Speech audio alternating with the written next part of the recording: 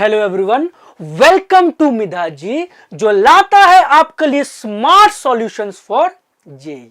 मेरा नाम है Ashutosh Kumar, chemistry faculty at Midha जी।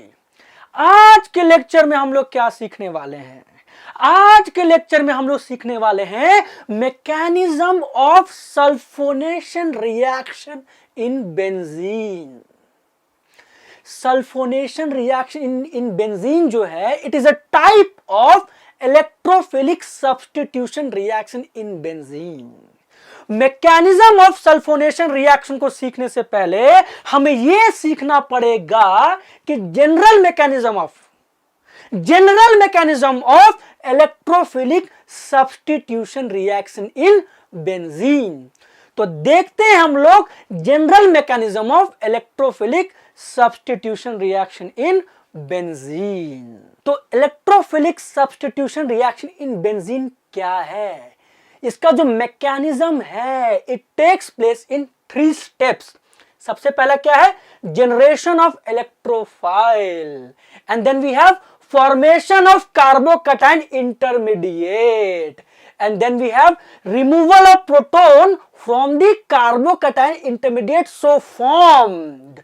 जो कार्बोकैटायन इंटरमीडिएट बनेगा उसमें से रिमूवल ऑफ प्रोटोन क्या है? H+ का रिमूवल होगा बाय अ बेस, जिसको मैं अभी अच्छे से समझाऊंगा। तो देखते हैं हम लोग नेक्स्ट स्लाइड में general mechanism of electrophilic substitution reaction in detail. तो देखते हैं हम लोग मैकेनिज्म ऑफ ESR बोले तो इलेक्ट्रोफिलिक सब्स्टिट्यूशन रिएक्शन। तो इसको हम लोग डिटेल में समझते हैं। तो उससे पहले mechanism of electrophilic substitution reaction को समझने से पहले थोड़ा बेंजीन के बारे में समझना पड़ेगा। तो देखिए, ये हमारा बेंजीन है, ये क्या हमारा बेंजीन। बेंजीन के दो होते हैं दो रेजोनेटिंग स्ट्रक्चर्स RS, और इसका जो हाइब्रिड होता है कुछ ऐसा दिखता है। इसका हाइब्रिड कुछ ऐसा दिखता है, मतलब पाई इलेक्ट्रॉन जो होते हैं डीलोकलाइज होते हैं इंटायर रिंग में, and because of the presence of pi cloud above and below the plane, because of the presence of this pi clouds or pi electrons, benzene itself act as nucleophile। Because of the presence of pi cloud, benzene itself act as nucleophile। क्योंकि benzene अब nucleophile का काम कर रहा है तो electrophile उसको आसानी से अटैक कर पाता है। And benzene undergoes electrophilic substitution reaction, not addition, substitution reaction, because benzene is a type of aromatic compound। benzene एक aromatic compound है, and aromatic compound जो होते हैं electrophilic substitution reaction को आसानी से देते हैं। एडिशन रिएक्शन भी दे सकता है, बट ड्रास्टिक कंडीशन में, विगोरस कंडीशन में ये एडिशन रिएक्शन भी देता है, बट आसानी से ये इलेक्ट्रोफिलिक सब्स्टिट्यूशन रिएक्शन को देता है। Because the characteristic reaction given by aromatic compounds are electrophilic substitution reaction. तो देखते हैं हम लोग इसके मैकेनिज्म को। तो देखिए, सबसे पहले मैं बना देता हूं बेंजीन, जिस पे अटैक करवाना है। बेंजीन किस पे अटैक करवाएंगे? बेंजीन पे, क्योंकि हम लोग क्या पढ़ रहे हैं? Mechanism of ESR in benzene. Benzene में ही पढ़ रहे हैं हम लोग, राइट? तो हमारे पास है इलेक्ट्रोफाइल। तो इलेक्ट्रोफाइल क्या करेगा? इसको अब अटैक करेगा। अटैक करने के बाद बनाएगा हमारा एक पाई कॉम्प्लेक्स। क्या बनाएगा? पाई कॉम्प्लेक्स, जो कि हमारा है ट्रांजिशन स्टेट, TS बोलो तो ट्रांजिशन स्टेट। एक्टिवेटेड कॉम्प्लेक्स है, इसकी एनर्जी बहुत हाई होता है। इसके वजह से जो पहला स्टेप है वो स्लोएस्ट स्टेप होता है, एंड जो स्लोएस्ट स्टेप होता है उसी को बोलते हैं रेट डिटरमाइनिंग स्टेप। क्या बोलते हैं? RDS, rate determining step. और क्योंकि फर्स्ट स्टेप में RDS में 2 मोड्स ऑफ स्पीसीज हैं, एक इलेक्ट्रोफाइल है और बेंजीन है, इसीलिए इलेक्ट्रोफिलिक सब्स्टिट्यूशन रिएक्शन का मॉलिक्यूलरिटी 2 हो जाता है। क्या होता है? 2। इसीलिए कभी कभी हम लोग इलेक्ट्रोफिलिक सब्स्टिट्यूशन रिएक्शन को बाइमॉलिक्यूलर, क्या, बाइमॉलिक्यूलर इलेक्ट्रोफिलिक सब्स्टिट्यूशन रिएक्शन भी बोलते हैं। ओके, इसके बाद बनता है हमारा सिग्मा कॉम्प्लेक्स। क्या बनता है? सिग्मा कॉम्प्लेक्स, जो कि हमारा है इंटरमीडिएट, राइट। तो ये मान लीजिए यहाँ पे अटैक करेगा, इस वाले बॉन्ड से यहाँ पे बॉन्ड बनाएगा, तो हमारा बन जाएगा, ध्यान से देखिए, ध्यान से देखिए बाबू लोग, ये इसके साथ बॉन्ड बनाएगा, तो इलेक्ट्रोफाइल यहाँ लग गया और यहाँ पे हाइड्रोजन लग गया और आ गया यहाँ पे प्लस चार्ज। यही हमारा सिग्मा कॉम्प्लेक्स है और यहाँ पे इंटरमीडिएट भी है। इस केस में सिग्मा कॉम्प्लेक्स ही कार्बोकटायन है। लोग आपको बोल सकते हैं, आपको मिलेगा पढ़ने को कि अरे सिग्मा कॉम्प्लेक्स अलग है, यहाँ पे कार्बोकटायन नहीं है, बट नहीं, यहाँ पे सिग्मा कॉम्प्लेक्स जो है वही कार्बोकटायन है यहाँ पे, राइट। इसके बनेंगे 3 RS। RS बोले तो रेजोनेटिंग स्ट्रक्चर्स। तो देखिए इसके बनेंगे 3 RS। देखिए यहाँ पे क्या मतलब, हम लोग बॉन्ड को शिफ्ट कराएंगे, यहाँ पे शिफ्ट करेगा बॉन्ड, तो यहाँ पे शिफ्ट करेगा तो चार्ज कहाँ पे आएगा? यहाँ पे आएगा, राइट। और यहाँ पे इलेक्ट्रोफाइल जो है और H तो वहीं पे रहेगा, राइट। अब एक और RS बनेगा इसका, तो चुपचाप से इसका RS हम लोग बना देते हैं। देखिए यहाँ पे ये शिफ्ट करेगा तो चार्ज यहाँ पे शिफ्ट करेगा। ओके, अब देखिए यहाँ पे इलेक्ट्रोफाइल है, यहाँ पे हाइड्रोजन है। अब क्या होगा? यहाँ पे रिमूवल ऑफ, जो लास्ट स्टेप था, रिमूवल ऑफ H+ या प्रोटोन बाय अ बेस। ये H है, इसका रिमूवल होगा बाय अ बेस। बेस को हम लोग B डॉट डॉट से डिनोट कर रहे हैं, तो रिमूवल होगा। उसका रिमूवल होने के बाद क्या निकल जाएगा? यहाँ पे BH+ निकल जाएगा, BH+, क्योंकि बेस को हमने न्यूट्रल लिया है तो BH+ निकल जाएगा और ये जो बॉन्ड है फिर से वापस यहाँ आ जाएगा और हमारा बन जाएगा प्लस। ध्यान से देखिए, ध्यान से देखिए, यहाँ पे लाइन बना दे रहा हूं, ध्यान से देखिए, यहाँ पे लग जाएगा इलेक्ट्रोफाइल। क्या लग जाएगा? यहाँ पे इलेक्ट्रोफाइल। तो यहाँ पे जो H था, यहाँ पे क्या था? जो H था उसका सब्स्टिट्यूशन हो गया बाय इलेक्ट्रोफाइल, इसलिए बोलते हैं ओवरऑल रिएक्शन को क्या बोलते हैं? इलेक्ट्रोफिलिक सब्स्टिट्यूशन रिएक्शन, बिकॉज यहाँ पे इलेक्ट्रोफाइल ने इस हाइड्रोजन को सब्स्टिट्यूट कर दिया, इसलिए बोलते हैं इलेक्ट्रोफिलिक सब्स्टिट्यूशन रिएक्शन। इसका जो हाइब्रिड है, इन तीनों का जो हाइब्रिड है कुछ ऐसा दिखता है। मैं यहाँ पे छोटा सा बना रहा हूं, देखिए ध्यान दीजिए एकदम, यहाँ पे मैं बना रहा हूं इन तीनों का जो हाइब्रिड है, dot dot dot dot dot, यहाँ पे E होगा, यहाँ पे H होगा।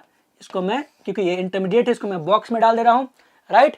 यहाँ से यहाँ तक फ्लो कर रहा है चार्ज, यहाँ पे नहीं है, तो इसका ये, इन तीनों का ये हाइब्रिड है, राइट।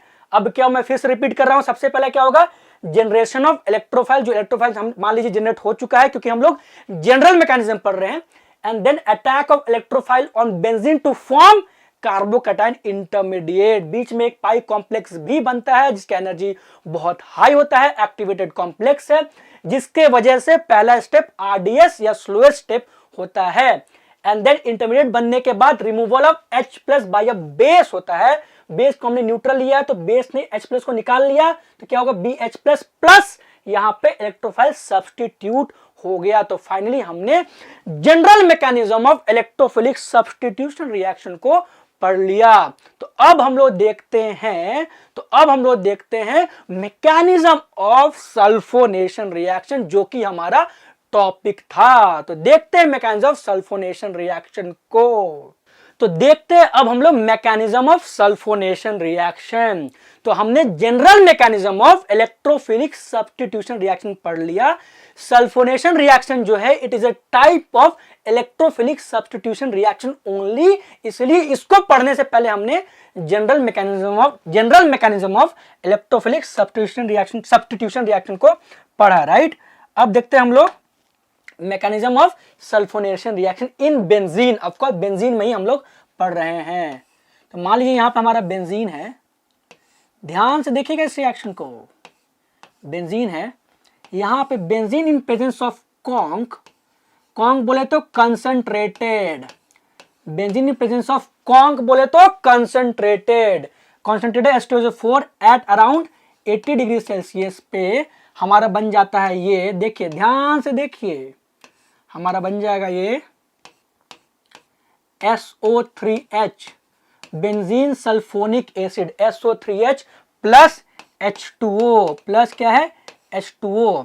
तो benzene in presence of concentrated H2SO4 at around 80 degree Celsius बनता है benzene sulphonic acid plus H2O। यहां पे सल्फोनेशन क्यों बोल रहे हैं, क्योंकि यहां पे जो हाइड्रोजन है, यहां पे एक हाइड्रोजन है ना, सब सारे जगह पे एक हाइड्रोजन है, वहां के हाइड्रोजन जो सब्स्टिट्यूट हो गया सल्फोनिक ग्रुप से, इसलिए बोलते हैं हम लोग इसको सल्फोनेशन रिएक्शन बोलते हैं, इसको सल्फोनेशन रिएक्शन बोलते हैं। बट यहां पे एक मिस्ट्री है, यहां पे क्या है कि ये जो रिएक्शन है in presence of concentrated H2SO4, ये रिएक्शन क्या है, रिवर्सिबल है। ये क्या है, रिवर्सिबल है। मुझे रिवर्सिबिलिटी नहीं चाहिए, मुझे चाहिए कि सल्फोनेशन रिएक्शन हो।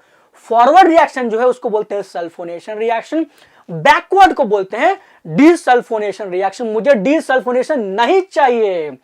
और ये डीसल्फोनेशन किसके वजह से हो रहा है, इन दोनों के वजह से, राइट। ये इसके साथ मिलके ये वापस बना रहा है, ये तो मुझे चाहिए। अगर मैं इसको रिमूव कर दूं, अगर मैं इसको एलिमिनेट कर दूं, तो मेरा डीसल्फोनेशन रिएक्शन रुक जाएगा। वही मुझे चाहिए, क्योंकि मुझे सल्फोनेशन रिएक्शन करवाना है। नाइट्रेशन, हैलोजिनेशन, ये सब जो रिएक्शंस होते हैं, ये भी type of electrophilic substitution reaction ही है, बट वो रिवर्सिबल नहीं होते हैं। लेकिन सल्फोनेशन रिएक्शन रिवर्सिबल होता है। इसको रिमूव करने के लिए क्या करना पड़ेगा, कुछ नहीं। इसको रिमूव करने के लिए हमें लेना पड़ेगा फ्यूमिंग सल्फ्यूरिक एसिड, जिसका दूसरा नाम ओलियम भी है, ये कैसे बनता है भाई, जब कॉन्क बोले तो कंसंट्रेटेड, जब कॉन्क H2SO4 को आप जब पास करते हो सफिशिएंट अमाउंट ऑफ टाइम के लिए बाय SO3 फ्री SO3, तो ये बन जाता है conc H2SO4 dot SO3 dot free SO3। ये ओलियम, कभी कभी लोग बोलते हैं ओलियम को H2S2O7। It is never pronounciated as H2S2O7। अगर आपको फ्यूमिंग सल्फ्यूरिक एसिड को बोलना है या ओलियम को बोलना है, तो आपको ऐसे ही बोलना पड़ेगा conc H2SO4 in free SO3 और dot SO3 free SO3, right. अब क्या है कि इस ओलियम का यूज क्या है, अरे ये जो ओलियम है, ये जो फ्यूमिंग सल्फ्यूरिक एसिड है, इसका यूज क्या है, इसका यूज ये है बाबू लोग कि इसमें जो SO3 है, ये क्या करता है, एब्जॉर्ब कर लेता है H2O को। ये H2O को क्या करता है, एब्जॉर्ब कर लेता है, और साथ ही साथ एक और काम करता है, ये जो है इलेक्ट्रोफाइल के कंसंट्रेशन को बढ़ाता है। कैसे भाई, ये इलेक्ट्रोफाइल के कंसंट्रेशन कैसे बढ़ाता है, क्योंकि यहां पे सल्फोनेशन रिएक्शन में जो इलेक्ट्रोफाइल है वो हमारा SO3 है, SO3। यहां पे जो SO3 है, फ्री SO3, वही यहां पे इलेक्ट्रोफाइल का भी काम कर रहा है सल्फोनेशन रिएक्शन में।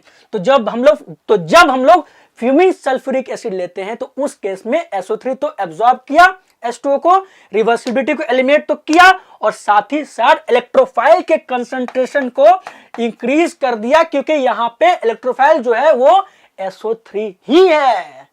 समझ में आया यहां पे। तो अब हम लोग क्या करेंगे, कॉन्सेंट्रेटेड H2SO4 की जगह पे फ्यूमिंग सल्फ्यूरिक एसिड लेंगे।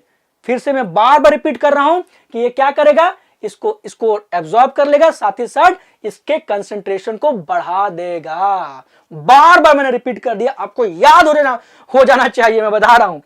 अब क्या है, यहां पे हम लोग टेम्परेचर में भी थोड़ा चेंजेस करेंगे। यहां पे क्या करेंगे, टेम्परेचर जो है 80 डिग्री सेल्सियस है। हम लोग को पता है फ्यूमिंग सल्फ्यूरिक एसिड के साथ भी वो 80 डिग्री सेल्सियस पर रिएक्शन हो जाएगा, बट फिर भी हम लोग थोड़ा स्लाइटली हायर टेम्परेचर लेते हैं, ताकि अगर H2O जो थोड़ा बच भी गया आफ्टर एब्जॉर्प्शन बाय SO3, अगर थोड़ा बच भी गया तो टेम्परेचर थोड़ा ज्यादा लेते हैं, ताकि वो उड़ जाए। समझ में, थोड़ा मोड़ा अगर बच जाएगा तो टेम्परेचर ज्यादा लेंगे तो इवापोरेट कर जाएगा। तो मुझे पूरा H2O को एलिमिनेट कर देना है, ताकि मेरा प्योर बेंजीन सल्फोनिक एसिड बन जाए। अंडरस्टूड। अब क्या मैं इस रिएक्शन को करवाता हूं, देखिए अभी क्या हम लोग यहाँ पे देखिए, अभी क्या है मेरे पे बेंजीन है, मेरे पास क्या है बेंजीन है, और इलेक्ट्रोफाइल क्या है यहाँ पे SO3 है। SO3 के बारे में मैं कुछ बता दूं यहाँ पे, जो ये SO3 है यहाँ पे इलेक्ट्रोफाइल का क्यों काम कर रहा है, न्यूट्रल है फिर भी इलेक्ट्रोफाइल का काम कर रहा है, क्योंकि यहाँ पे जो ऑक्सीजन है ये इलेक्ट्रोनेगेटिव है, ये अपनी तरफ खींचेगा, शेयर्ड पेयर ऑफ इलेक्ट्रॉन को अपने तरफ खींचेगा, खींच के लाएगा अपने ऊपर डेल्टा नेगेटिव, और इस पे लाएगा डेल्टा पॉजिटिव और डेल्टा पॉजिटिव। तो ये सल्फर के पास सफिशिएंट अमाउंट ऑफ मतलब पॉजिटिव चार्ज है, डेल्टा पॉजिटिव चार्ज है, जिसके वजह से जो सल्फर है यहाँ पे इलेक्ट्रोफिलिक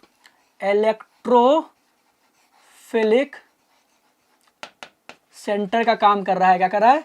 इलेक्ट्रोफिलिक सेंटर का काम कर रहा है। तो ये जो है SO3 सल्फर से इसको अटैक करेगा। कहां से? सल्फर से इसको अटैक करेगा। अंडरस्टूड? तो ये मैंने बता दिया आपको।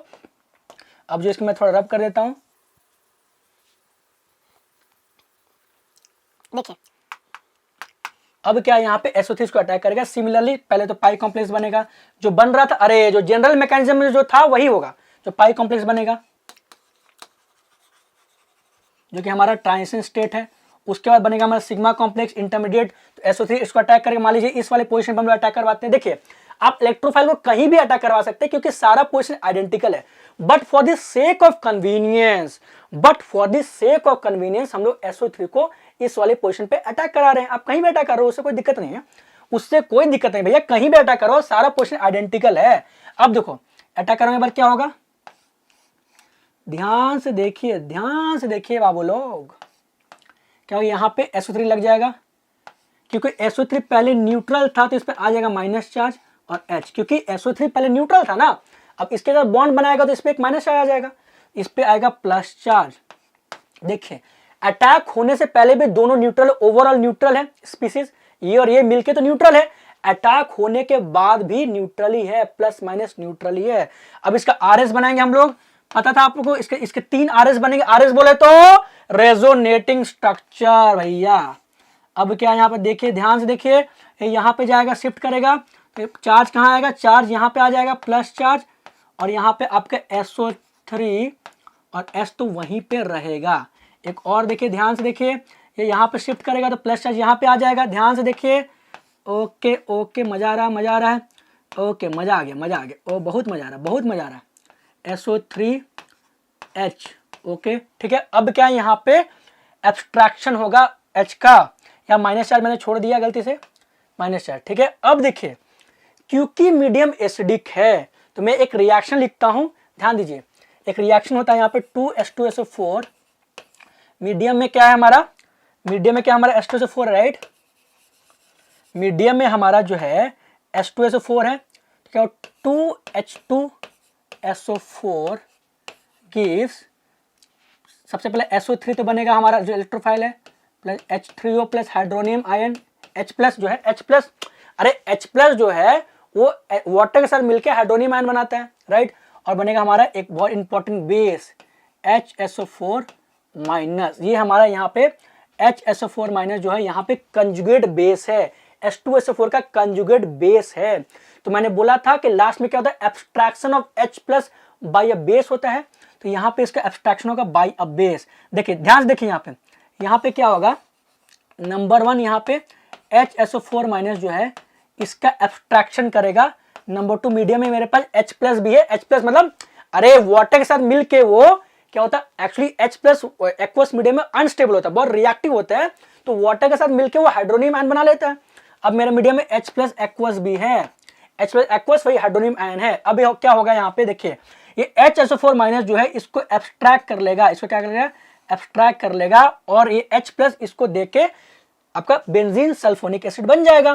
तो मैं इसको रब कर दे रहा हूं, ध्यान दीजिए, ये तो मैं रब कर दे रहा हूं, ठीक है। मीडियम में मेरे पास H प्लस भी है क्योंकि एसिडिक मीडियम है भैया, अरे एसिडिक मीडियम में H प्लस नहीं होगा, ऐसा कैसे हो सकता है। And then we have HSO4 minus also conjugate base of H2SO4 right. अब देखिए क्या बन जाएगा हमारा, तो ये इसको दे, ये H प्लस इसको देगा और ये H ये H पे इसको देगा और H प्लस यहाँ से एब्स्ट्रैक्ट करेगा HSO4 माइनस, और आपका बन जाएगा फाइनली आपका हो जाएगा सल्फोनेशन रिएक्शन। ये बॉन्ड फिर यहाँ आ जाएगा, ये बॉन्ड फिर से यहाँ आ जाएगा, तो फाइनली आपका सल्फोनेशन रिएक्शन क्या हो जाएगा, complete SO3H from this, right. Plus निकल जाएगा यहाँ पे, मैं इसको ऐसे कर देता हूँ, प्लस निकल जाएगा यहाँ पे H2SO4, ये निकल के H प्लस निकाल के बन जाएगा H2SO4। तो यहाँ पे आपका कंप्लीट होता है सल्फोनेशन रिएक्शन, राइट। ओके, कुछ इंपॉर्टेंट की पॉइंट्स में लास्ट में जस्ट समराइज कर देता हूं। तो इंपॉर्टेंट की पॉइंट्स क्या है देखते हैं हम लोग। तो ये है हमारे कुछ इंपॉर्टेंट की पॉइंट्स। मैंने बताया था nitration halogenation are not reversible but sulphonation reaction is reversible in nature. And then why fuming sulphuric acid is used instead of concentrated sulphuric acid to remove the reversibility. कैसे? It absorbs water which was responsible for reversibility and at the same time it increases the concentration of SO3 which acts as electrophile, क्योंकि इस reaction में SO3 जो है वही electrophile का काम कर रहा है। तो जब हम फ्यूमिंग यूज करते हैं, फ्यूमिंग बोले तो conc H2SO4 dot free SO3, it is never called as H2S2O7, it is never called as H2S2O7। आपको बोलना है conc H2SO4 dot free SO3 dot SO3, right. उसमें SO3 जो है इलेक्ट्रोफाइल का काम कर रहा है सल्फोनेशन रिएक्शन में, तो कंसंट्रेशन ऑफ इलेक्ट्रोफाइल भी बढ़ जाता है। ओके, तो ये था इट वाज ऑल अबाउट। यहां तक हमने पूरा सल्फोनेशन रिएक्शन के बारे में पढ़ लिया है। Okay then, thank you so much everyone. I hope कि सल्फोनेशन रिएक्शन आप सबको समझ में आया होगा। अगर आपको अच्छे से सल्फोनेशन रिएक्शन समझ में आया तो आप सबसे रिक्वेस्ट होगा कि आप हमारे चैनल मिदा जी को सब्सक्राइब करें। ओके, अगर वीडियो अच्छा लगा तो लाइक करें, कमेंट करें, और अगर कोई ऐसा टॉपिक है जो आपको समझने में दिक्कत हो रही है तो उसको भी आप मेंशन करें। कहां पे? कमेंट बॉक्स में मेंशन कीजिए, सर ये टॉपिक हमें समझ में नहीं आ रहा, इसको भी समझा दीजिए। ओके, और आपसे रिक्वेस्ट होगा कि आप बेल आइकन को दबाना मत भूलिए, और भी इंटरेस्टिंग वीडियोस आगे आने वाले हैं मोस्ट इंपॉर्टेंट टॉपिक्स पे। Okay then, thank you so much everyone, take care, enjoy life, bye.